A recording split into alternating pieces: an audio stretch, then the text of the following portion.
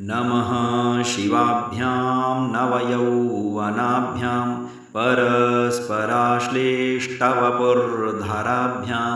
नगेन्द्रकन्यावृषकेतनाभ्यां नमो नमः शङ्करपार्वतीभ्याम् नमः शिवाभ्यां सरसोत्सवाभ्यां नमस्कृताभीष्टवरप्रदाभ्यां नारायणेनार्चितपादुकाभ्यां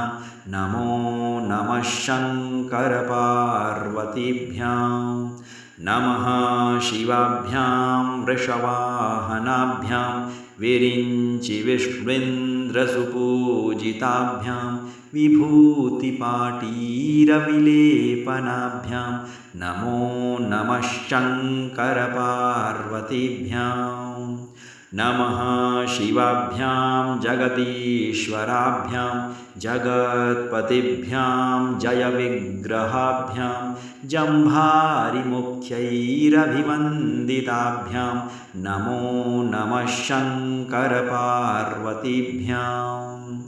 नमः शिवाभ्यां परमौषधाभ्यां पञ्चाक्षरी पञ्जररञ्जिताभ्यां प्रपञ्चसृष्टे स्थितिसंहृताभ्यां नमो नमः शङ्करपार्वतीभ्याम् नमः शिवाभ्यामतिसुन्दराभ्याम्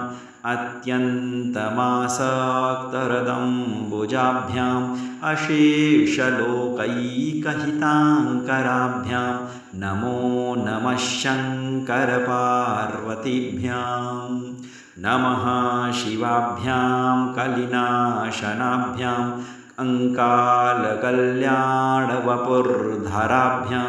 कैलासशैलस्थितदेवताभ्यां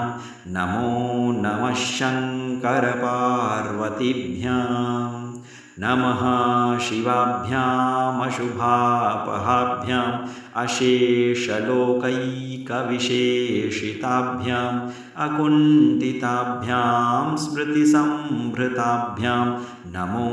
नमः शङ्करपार्वतीभ्याम् नमः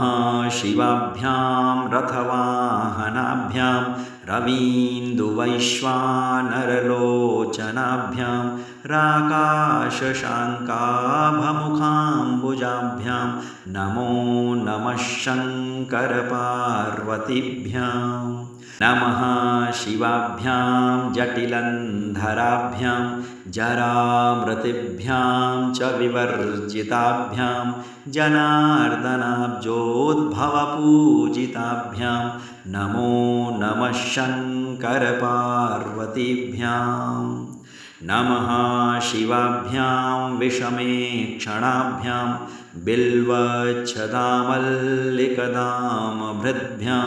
शोभावती शान्तवतीश्वराभ्यां नमो नमः शङ्करपार्वतीभ्याम् नमः शिवाभ्यां पशुपालकाभ्यां जगत्त्रयीरक्षणबद्धहृद्भ्यां समस्तदेवासुरपूजिताभ्यां नमो नमः शङ्करपार्वतीभ्याम् स्तोत्रं त्रिसन्ध्यं शिवपार्वतीभ्यां भक्त्या पठेद्वादशकं नरो यः स सर्वसौभाग्यफलानि भुङ्क्ते शतायुरान्ते शिवलोकमेति इति श्रीशङ्कराचार्यकृतम् उमामहेश्वरस्तोत्रम् ॐ नमः शिवाय।